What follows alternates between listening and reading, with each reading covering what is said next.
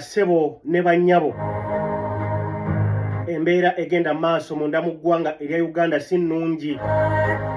Embooko ezzeemu okuba ng'evuga munda mu kibuga Kampala, Uganda. Ekiri munda mu ggwanga erya South Africa si birungi wadde n'akatono.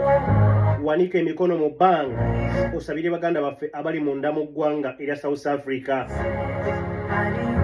Ebya Dr. Kano Kizza Besigye si birungi wadde n'akatono. Yino diiru, yino meeting eyabadde munda mu State House eyabaddemu okusikangana ebitogi wakati wa General Muhoozi. Teekako omukoddomi sigenda kumwogera mumumanyi bulungi kwatekaka bwejumbira Mwami Museveni. Wabaddewo okukwatagana ebitogi wakati w'omuko n'omutabani w'omunene munda mu State House. Lunaku lwakubiri ennaku z'omwezi 30 omwezi gwa mukaaga omwaka 2026. Nze musajja wa Kabaka da Energy Master Chopper Uganda mpita 11 UG n'olunaku olwaliro wamma mba mmaze okuba nga mbukalamuza mugula tugenda kutambula ffenna okuva mu kaseera kano mpaka gye tunaakoma. Tegeeza munno nti omusajja amaze okuba nga abukalamuza mugula tugenda kutambula ffenna mu program mu class mukutu gwa AKTV Media YouTube channel gy'osinzira okuba ng'ondaba. Kkiriza tugende mu nsonga ez'amawulire nga we buwungeredde akawungezi k'onnaku olwaleero. Embeera si ya mulembe naddala munda mu ggwanga erya South Africa.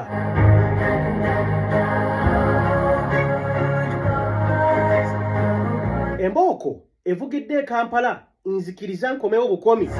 naye tusooke tuddukeko munda mu ggwanga erya South Africa tulabe nga we buwungeredde akawungezi k'onnaku olwaleero. Embeera egenda maaso munda mu ggwanga erya South Africa yeetaaga okuba nga esabira naddala eri baganda baffe abawangalira munda mu ggwanga eryo kubanga embeera egenda maaso munda mu ggwanga eryo si nnungi wadde n'akatono we buwungeredde akawungezi k'onnaku olwaleero. Abatambudde nange akawungezi k'onnaku olw'eggulo nabategeezezzaako ku nsaleesale eyaweebwa abagwira bonna abali munda mu ggwanga erya South Africa nga bwaggwako akawungezi k'onnaku olw'enkya oba akawungezi k'onnaku luno olwaleero. Nabibagambye eggulo nti nsaleesale w'abano eyaweebwa abagwira bonna abali munda mu ggwanga erya South Africa nti aggwako olunaku olwaleero ng'ennaku z'omwezi 30. Kaakati bugenza okuwongera akawungezi k'onnaku olwaleero ng'ekiri munda mu ggwanga erya South Africa. Embeera si nnungi wadde n'akatono. Obunkenke bw'amaanyi eri bannansi b'amawanga ag'enjawulo abawangalira munda mu ggwanga eryo. Soko okwate emikono ogiwanike mu bbanga okowole omutonzi omugambe saasira omwana w'omuddugavu. Wanika emikono mu bbanga ogambe omutonzi ayi Katonda saasira abaganda baffe bonna abawangalira munda mu ggwanga erya South Africa. Banyabo ne bassebo munzikirize tulinnye endeege tukwate ebizungirizi byaffe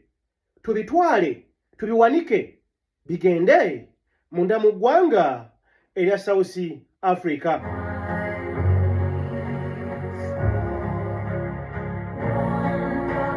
Akaseera akakazigizigi, akaseera ak'obunkenke. Njogera bino gwe wondabira embeera si nnyangu wadde n'akatono munda mu ggwanga erya South Africa. Abasajja wadde olunaku leero ye deadline day naye waliwo abantu bangi ekiro ekikeseza amakya g'onnaku olwaleero abatalutonze. Ngambye wadde kibadde kimanyiddwa nti akabinja kano ba abeekalakaasi munda mu ggwanga erya South Africa oba bannansi b'eggwanga erya South Africa abaasalawo okuba nga bagoba abagwira bonna abali munda mu ggwanga erya South Africa bateekawo olunaku z'omwezi nga 30 lwereero okuba nga buli munnansi w'eggwanga lyonna atali mu South Africa abe nga yabulidde eggwanga eryo. Wabula bugenza okukya amakya g'onnaku leero ng'ennaku z'omwezi 30 ng'ekiri munda mu ggwanga erya South Africa nga kifumba mutuku kubanga newenjogerera wano embeera ya bunkenke ddala mbadde ndabako wano abantu ab'enjawulo okuva mu mawanga ag'enjawulo bagenze waliwo akatundu munda mu kibuga Johannesburg akatundu bakayita Timbalihe eno gye beekuŋŋaanyiza nga baagala balabe kiki ekiyinza okuba nga kiddirira ddala. Njagala mbategeeze bannyabo ne bassebo abatulaba nti embeera eri munda mu ggwanga erya South Africa kyannaku nnyo kyeraliikiriza okuba nga target etunulidde omwana w'omuddugavu Africa kasaka kutanda n'oba ng'olina kala eya black ng'oli munda mu ggwanga erya South Africa nga toli munnansi wa ggwanga eryo ebibyo bibeera bibi. Nkutegeezezzaako nti ekiro kikesa amakya gonnako olwaleero aba South Africa bagenze mu maaso waliwo provinces ez'enjawulo yogera nga KwaZulu Natal eyo province eri munda mu ggwanga lya South Africa. Njogera bino ng'owuliriza munnayuganda gwali nange eri down.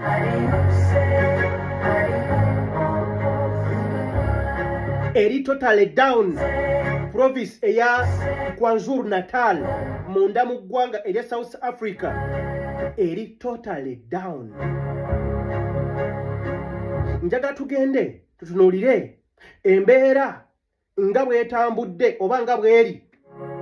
okuviira ddala ku bannansi b'eggwanga erya South Africa lwe baasalawo okukola obulumbaganyi ku bannansi b'amawanga amalala abo abawangalira munda mu ggwanga erya South Africa. Tulabe biki nkola ki gye bakozeemu oba biki bye bali mu kukola ne bwe ntuukidde okuba nga nzija ku mpewo okuba nga nkuweereza obunkenke bweyongera buli ddakiika eyita. Bannyabo ne bassebo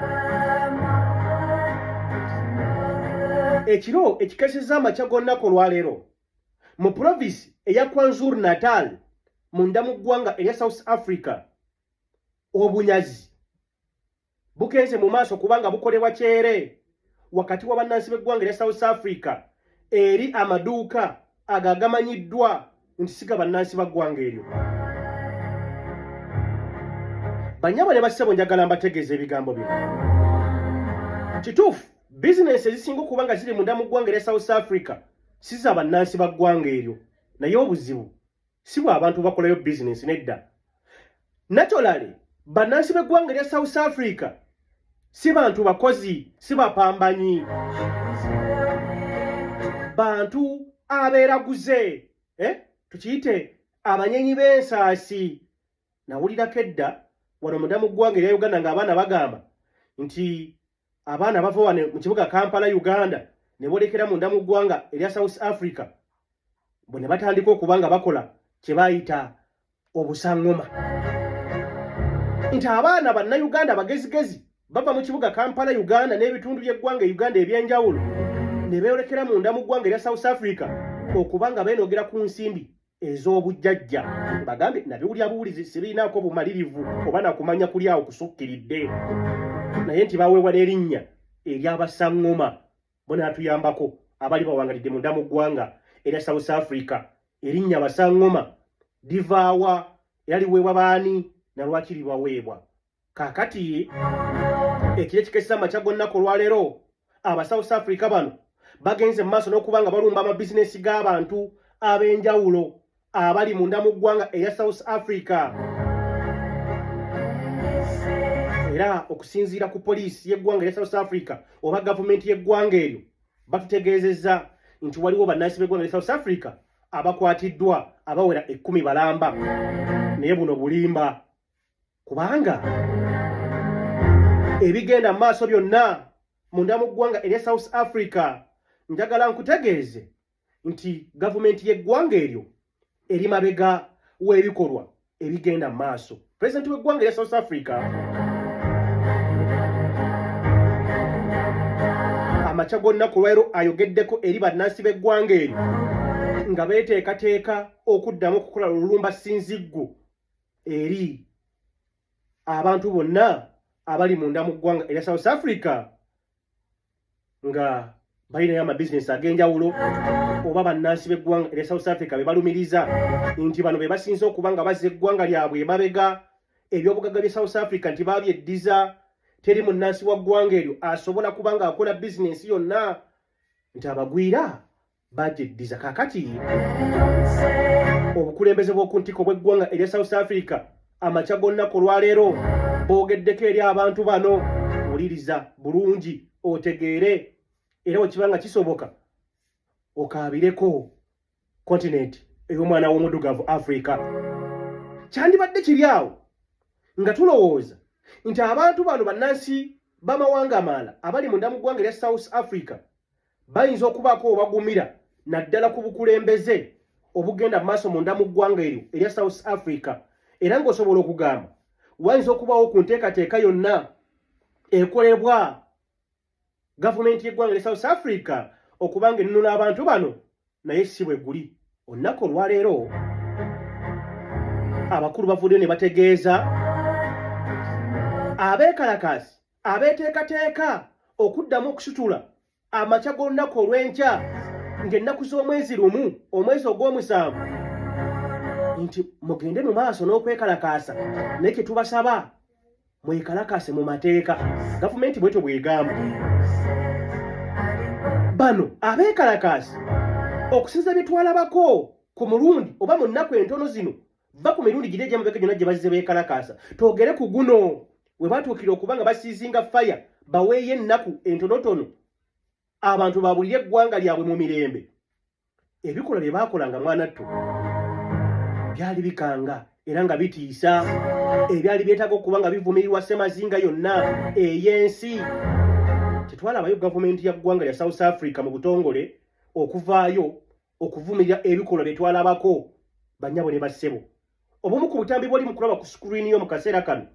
ze zimu ku mbeera ezaaliwo nga bannansi b'eggwanga lya South Africa bagenda mu maaso n'okuba nga bakwata ebijambiya, ebitiiyo, ennyondo, terako n'ebirala okuba nga balumba abo be balowooza nti si bannansi ba ggwanga lya South Africa. Gavumenti y'eggwanga lya South Africa teri lunaku na lumu lwe yavaayo n'egatta eddoboozi lyayo oba n'evumirira ebikolwa ebyagenda maaso ku street z'ebibuga eby'enjawulo munda mu ggwanga erya South Africa. Kaakati bavuddeyo olunaku olwaleero ne boogerako n'abeekalakaasi abeeteekateeka okuba nga batandika olunaku olw'enkya oba ekiro ekigenda okuba nga kikeesa amakya g'olunaku olw'enkya olunaku olw'okusatu nti mwekalakaase mulina eddembe eryekalakaasa wabula nti mwekalakaase mu mirembe. Nkutegeezezzaako nti bino byonna amakulu gaabyo matono ddala kubanga twalabako obutambi obw'enjawulo ng'abakulu bano bagenda basisinkana omuntu bamukuba emigga emigoba nte kw'oteeka n'okumutemaatema sinnakindi n'okumunyagulula misanadduku. Tetwalabawo kiwandiiko kitongole oba ddoboozi eryawamu nga liva mu gavumenti egenda mu maaso n'okuba ng'efuga eggwanga lya South Africa. Kakati bwavayo ne bategeeza mbu mugende mwekalakaase. Kakati gwe bw'oba ng'oli munda mu ggwanga lya South Africa ng'oli mwana munnayuganda ng'owuli Oluganda ebigambo byenjogera, gavumenti togyesigirirako, togiwa na biddebo na biseera byo. Bw'oba ng'osobodde okuba ng'olina weewogoma weewogome. Bwe kibanga osobola okuba ng'odduka ove mu ggwanga eryo lyabulire kubanga ekijja si muntu. Gavumenti terina bw'egenda kuba ng'ekuyamba. Njagala nkutegeeze mu provinsi eno eya KwaZulu Natal ekiro ekikeeseza amakya g'olunaku lwaleero abantu bakuluutinze babbye amaduuka g'abantu, ebintu bingi bitwaliddwa nga tewali akwata ku mukono. Kati nneeno y'emu ku provinsi oba oliawo esinga okuba ku bizinesi z'abantu ab'enjawulo okuva amawanga ag'enjawulo. Kakati aba South Africa bano bagenze mu maaso n'okuba nga bakuluutinga nga banyaga amaduuka, ebintu babibbye, sente enkalu bazitutte, nga gwani asobola okuba nga obalemesa okuba nga batuwala bye baagala oba omunyago gwabwe naye nga tewali agamba, nga tewali ataasa. Bannyabo ne bassebo njagala mbategeeze embeera egenda maaso munda mu ggwanga erya South Africa yeetaaga okuyimirira awamu okuba ng'evumiririrwa kubanga bw'ogenda okuba nga weetegereza mbadde ndaba wano gavumenti y'eggwanga erya Malawi balaajanye ne bategeeza ddala ebigenda mu maaso munda mu ggwanga erya South Africa bijjayo ekifaananyi kya Africa ye Africa kye ki abange beebuuza n'ebibuuzo ne bategeeza ddala Africa South Africa ebaliwa ku kontinenti y'Abafirika Africa esobola okubeerawo awatali South Africa ye South Africa esobola okubeerawo awatali Africa ggwanga lya Malawi bavudde ne bategeeza nedda ekimala kimala ffe ebigenda mu maaso munda mu ggwanga erya South Africa si birungi n'akatono twetaaga okuba nga twegattira wamu tubivumirire simanyi oba South Africa ekigenda kyayo n'ebikola bye byeri mu kukola ekimanyi bulungi nti ekitugatta ffenna awamu tuli Bafirika oba yo teri mu Afirika ebibuuzo babyebuuzizza munda mu ggwanga erya Malawi njagala nkutegeeza nti deadline ey'olunaku olwaleero oba ekoma ekiro ky'olunaku olwaleero okuva bano abakulu abeekalakasi munda mu ggwanga erya South Africa gwe baasalawo bateekewo tulabyeko amawanga mangi gakoze ku nteekateeka ey'okujja oba ey'okununula bannansi baago n'abamu nga bba abeesobola baakwatamu obwanguwa ne babulira eggwanga erya South Africa era we butuukidde akawungeezi k'olunaku olwaleero gwe andaba ku mukutu ogwa AKTV Media nga abantu abakulukiza mu 350 3,500 si 3 1,350 bano be bantu ababulidde eggwanga erya South Africa bo nga tebakakiddwa wabula nga beetegula ekibabu ekisuubirwa okuba nga kiddamu okulabikako ekiro ekinaakeesa amakya g'olunaku olw'enkya olw'okusatu nkutegeezezza bw'osala n'ogenda mu kibuga Johannesburg munda mu ggwanga lino erya South Africa waliwo akatundu bakayita tubalihe lulimi luzulu timbalihe abantu ab'enjawulo sofa ababadde munda mu ggwanga erya South Africa nga tebamanyi kiddako abatalina busobozi bulungi oba oli awo obwabulira eggwanga eryo nga bo beetwala bakedde kwekuŋŋanya mu kitundu kino mwanattu beegeyeegeyeemu balabe ki ekiyinza okuba nga kikolebwa mu bwangu nga bwe balindirira okulaba embeera esobola okuba nga etuukawo okutandika n'ekiro eky'olunaku olwaleero bannyabo ne bassebo njagala mbategeeze nti amaaso gonna ku kontinenti y'omusajja Omufirika bagasitudde bagatadde ku ggwanga erya South Africa tetumanyi eggwanga erya South Africa lirina nteekateeka ki ey'okuba nga basitoopinga ensonga eno naye nkutegeeza nga ntandika gwe alina essuubi munda mu gavumenti y'omusajja omu South Africa nti agenda kubaako kyakola ekikufuvalinga mwana tuweerimba ekitegeeza nti olina okutegeera ennaku yo bw'obanga gy'oli oli mwana munnayuganda owulira eddoboozi lino owulira akatambi kano amagezi ge nsobola okuba nga nkuwa bw'oba olina obuddukiro fuluma eggwanga erya South Africa olunaku olw'eggulo nabadde njogerako ne munnayuganda omu asinzira munda mu ggwanga eryo erya South Africa nantegeeza musajja wa Kabaka nze amazima gali nti ye waki simwogera Mukaabya Junior ngono y'omu ku bannayuganda abangi abaludde munda mu ggwanga erya South Africa era nga balina history oba nga balina olugendo lwe basobola okuba nga bakunyumiza watya eggwanga erya South Africa bwe liyimiridde oba watya olisobola okuba nga olibeeramu oliyingira otya yantegeezezzaako nti musajja wa Kabaka wano yugi mukole ekintu kimu mwongere okuba nga mutusabira ffe twadduse dda ne gye tuli mu bibira tetumanyi oba tuli safe tetumanyi bulamu ki obugenda okuba nga buddako yantegeezezza nti kye muba mutukolera kiri kimu kyokka ndowooza kutuwa ssaala mututeeke mu mikono gya Katonda mutusabireko kubanga naffe mu kaseera kano ebigenda mu maaso tetumanyi. Ono yantegeezezza nti kituufu waliwo bannayuganda bangi oba oliawo abandyetaze okuba nga badda okwaboobwe wabula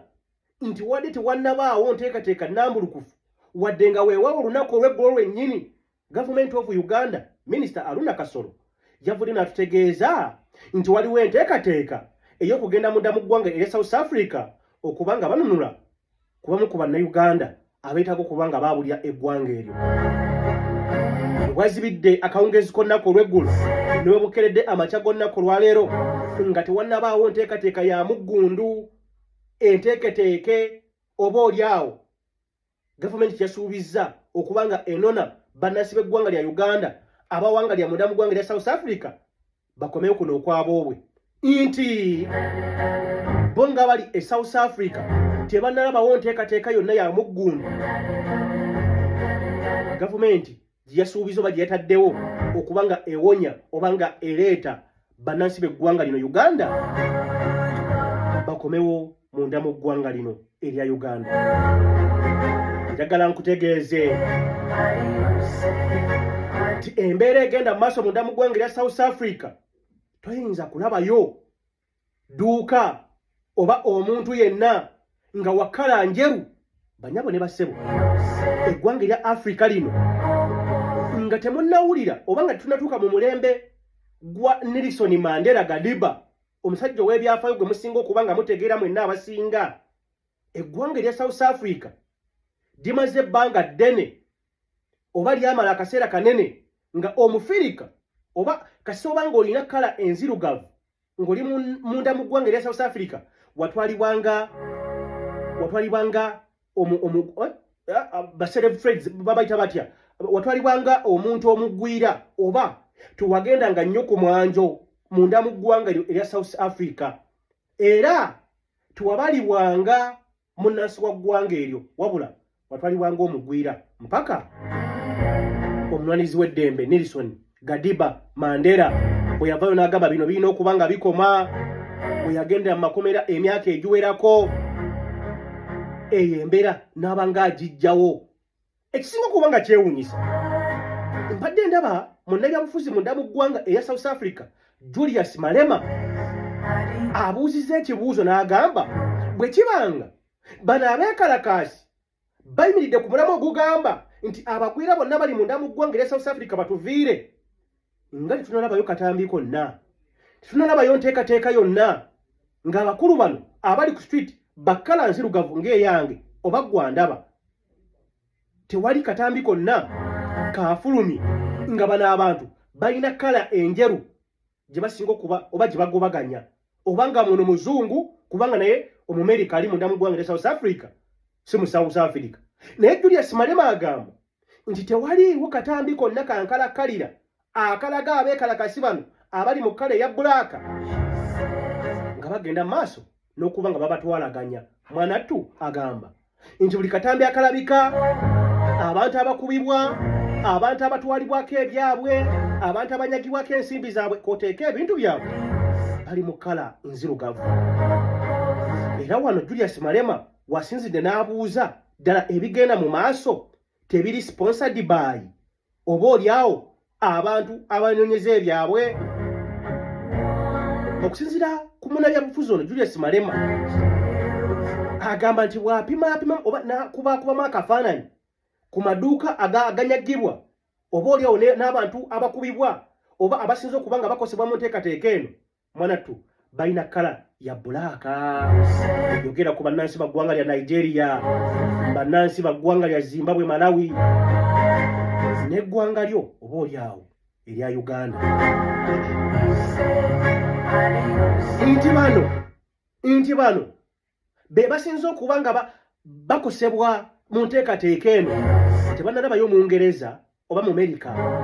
awangira munda mu ggwanga erya South Africa ng'asinkana mu kaseera akazibu oba yesinkane mu kaseera akazibu ku nteekateeka egenda maaso munda mu ggwanga lino. Era ebibuuzo weebiri bingi. Atuse n'okugamba ddala eno yandibanga waliwo mission ennene eri emabega wa bino byonna ebigenda mu maaso bye muli mu kulaba mu ggwanga lyaffe, nga waliwo otherwise wayinza okubaawo ababiteekamu ensimbi bino bituuke bibeewo bigende mu maaso n'okuba nga bivumaganya oba oliawo kala oba ekifaananyi eky'omwana w'omuddugavu Africa. Kubanga amawanga gajja kulowooza, gajja kutukera geebuuze lwaki bano Abafirika mu kugobaganya be balowooza nti bamazeeko emirembe oba babatutteko emirimu oba oliawo bonoonye eggwanga lyabwe, ate bagoba Bafirika bannaabwe. Abakala enjeru bo baabwe tebakwatibwako. Ggwanga lya South Africa embeera bwetyo bwegenda mu maaso munda mu ggwanga eryo, embeera ya bunkenke ddala eri munnayuganda gwe ali naffe ku mukutu ogwa AKTV Media agooca ku televisioni yo, mukutu gwa muntu wa wansi, mukutu gwa muntu wa bulijjo, ate era mukutu gwa mawulire munda mu ggwanga era Uganda gye tusinziira okubanga tubuna amawanga gonna. Gwamanyi w'osinziira okubanga ondaba era oli wa ddembe okukikola n'ogenda mu comment n'otegeeza musajja wa Kabaka nze nsinziira mu ggwanga werita okubanga nkubona. Mu lusooka tugamba okubona kwe kulaba. Kakati wonna w'osinziira mu bitundu by'ensi eno kkiriza mbuuze ku minywanyi gyange giri munda mu ggwanga erya UAE nga gw'ogamba nze ndi mu UAE, United Kingdom, eyo ebeera Bungereza, UK, abali mu ntondo kya Buwarabu ng'ogamba nze ndi mu Middle East, wano yugi gye nsinzira okuba nga nkulaba. Weebale nnyo weebalege. Nze nsinzira munda mu ggwanga lya Uganda okuba nga nkuweereza amayengo ne gabuna amawanga gonna oba oliawo. Ggwanga lya South Africa munzikirize nayo ndirekaawo, naye nga mwongere okusabira baganda baffe abali mu maaso okuba nga bawangalira mu ggwanga eryo, kubanga ekisuubirwa okuba nga kijja ekiro ekigenda okukeesa amakya g'onnaku lwaleero kyandibanga si kyangu wadde n'akatono. Munzikirize nkomewo mu nnyaffe Uganda tulabe embeera nga bwetambula. Meeting yabaddemu ebikonde eby'amaanyi wakati w'omuko n'omwana mu maaso ga kitaawe ng'atudde awo. Ggwanga lya Uganda eyalondebwa si yafuga, afuga si bantu gwe baalondera si gwe baagala, naye yafuga. Oba nsooke munda mu State House, nsookeeyo abange, nsooke munda mu State House okusika omuguwa okwabaddewo wakati wa Lwabogo, Muhoozi Kainerugaba, Museveni ti Buhabulwa Kaguta. Naye kasooke ku mbooku egenze maaso n'okubanga enyoka mu kibuga Kampala Uganda amakya g'onnaku lwaleero bannakampala naddala abo abasuubuzi. Mujjukira ebiseera amataba we gafuukira amataba munda mu ggwanga erya Uganda. Mwami Museveni akulembera eggwanga lino yavaayo n'asuubiza abasuubuzi bano nti ye nga jjajja w'abaana agenda kuba nga abayambako okuba nga emmaali yaabwe yonna yayonooneka ku lw'amataba agagenda maaso n'okuba goonoona emmaali yaabwe, agenda kubaddizawo abawe ku nsimbi. Amazima gali nti ensimbi zaafuluma ne zibako mbu minisitule emu oba ne wabaawo woofiisi emu eya minisita. Ono sijja kutya kumwogera kubanga lwaki mutya Minisita Kabanda mbwe ensimbi zalemera mu ofiisi ye. Kakati bwe bukeredde amakya ag'olunaku olwaleero abasuubuzi bakutte ebipande nga batambula boolekera amaka ga Minisita Kabanda batuuseyo okwemugunya kwabwe ku nsimbi ez'abaweewa gavumenti oba Mwami Museveni okuba nga basasula amabanja nti yafuna ensimbi n'agaana okuba nga azibawa era abasuubuzi bano olunaku olwaleero beesuddemu akajegere ne bakumba ne batambula nga boolekera amaka ga Misa Kabanda bamutegeeze ensimbi zaffe Mwami Museveni ziyatuwa ziri ludda wa era lwaki tuzirina ekiddiridde baabuwe embooko enyoose egenze maaso endabye lengera akatambi kolaba ku sukureeni tengera omukyala nakazadde w'eggwanga omuntu omukulu kale nzo bba towa kitiibwa bakyala kisoboka okuba nga toli omu ku abo kale gwoba oli awo towa bakyala kitiibwa naye mukulu munno teebereza ogwo omuggo nga bagukuba ggwe ku kabina bagukuba ggwe mu mugongo simanyi abantu abamu oba balowooza ensi eno anyway bitongole byakwerinda munda mu ggwanga lya Uganda ebikolwa bino byali byavumirirwa twabirabako dda wano munda mu ggwanga erya Uganda ng'abantu bakubwa emiggo ne tulabako ebitongole oba oli awo n'avuga eggwanga lino Mwami Museveni ng'abivumirira teri nsonga teri bwetaavu bwonna buliwo oba bulina kubaawo okubanga oswanyuula munnayuganda munne embooko kya buswavu era kibi ddala ekyetaaga okuba nga tuvumirira njagala weetegereze dengere embooko kale kani imagine oyo ayina abaana ewaka ayina omwami ayina omwami amuyita mukyala ayina abaana bamuyita maama gwe n'ogenda mu maaso n'okuba nga oswanyula embooko ebikolwa ebyo si birungi baanattu kale nkugambye oyinza obba nga toli omu ku abo abawa abakazi ekitiibwa naye wa emyaka gye n'ekitiibwa ky'ayina eky'obukulu nga ggwe ky'olina kiseemu ekitiibwa oba oli awo osanga munatambulira ku peegi yemu naye nga kyekyo abasirikale bagenze mu maaso n'okuba nga bakola effujjo nate embooko n'enyooka nga boolaba akatambi ako embeera bwetyo bw'ebadde amakya g'onnaku olwaleero munda mu kibuga Kampala Uganda abantu bano bwe badde bagezako okuba nga batwalira ekiwandiiko oba okwemulugunya kwabwe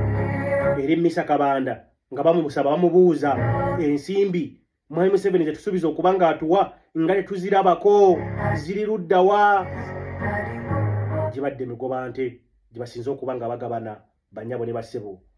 munda mu ggwanga erya Uganda munzikirize n'abo mbeerekereze tuyingire high court munda mu kibuga Kampala Uganda tulabe embeera nga bwebadde nate amakya g'onnaku olwaleero bannyabo ne bassebo njagala mbategeeze nti olunaku olwaleero tuba tulinayo kooti B kooti eya Dr. Retired Kano Warren Kiza Kifeefe kwoteka kooti eya munnamateeka we Haji Elias Lukwago wabula olunaku olwaleero Haji Elias Lukwago taleeteddwa mu kooti okusinziira ku bannamateeka be Merere Lubega Sseggona akali amaggwa ategeezezza nti obulamu bwa Lukwago bwalimu embeera ey'obulamu ebadde temuganya temukkiriza kubanga alabikako mu kooti era ekimuganyisa okubanga alabikako leero wali emakindi bulwadde nti embeera gy'alimu Haji Elias Lukwago si nnungi wadde n'akatono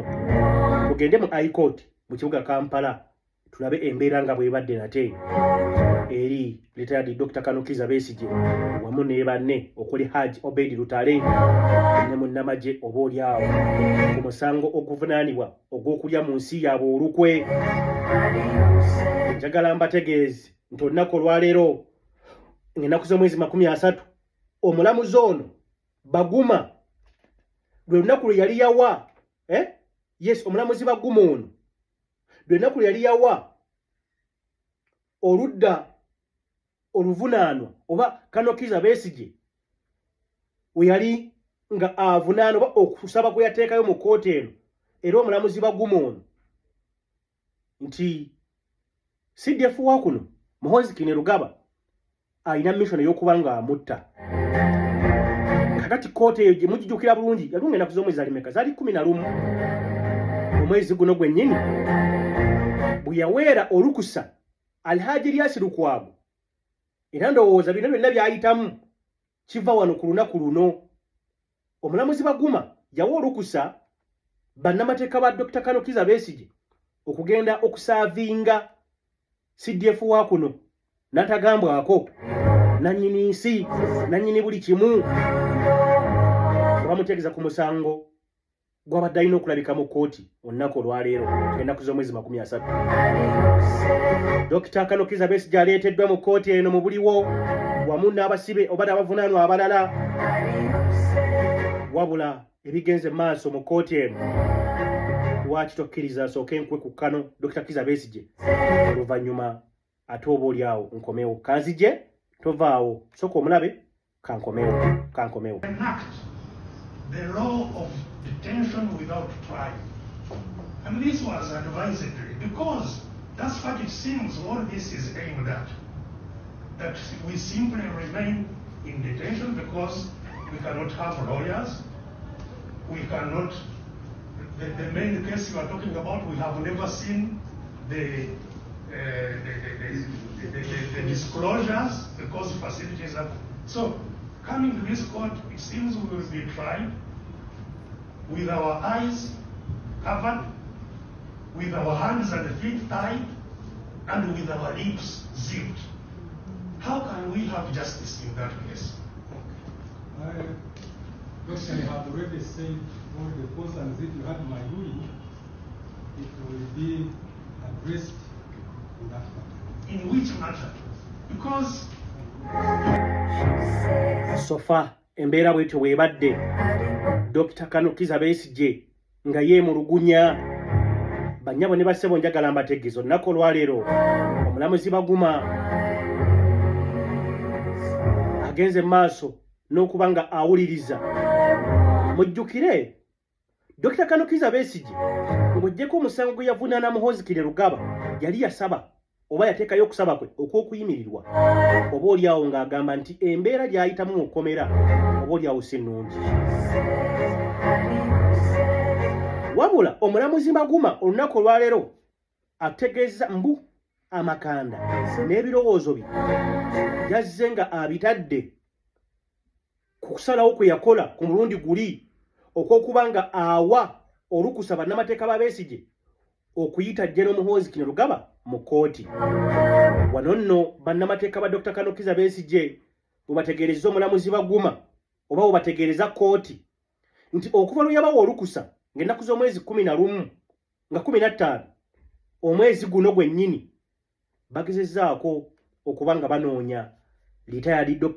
bagezaako okuba nga banoonya CDF wa kuno Muhoozi Rugaba baabo bwe tebamulabako